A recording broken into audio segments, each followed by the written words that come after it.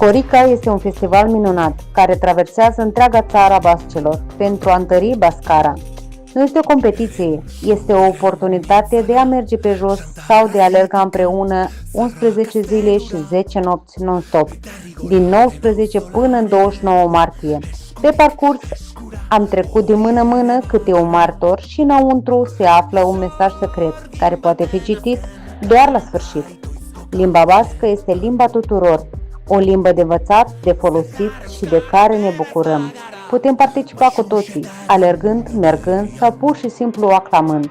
Alegerea este o îmbrățișare colectivă, o îmbrățișare care este pentru tine. Vă invităm să vă bucurați și să participați.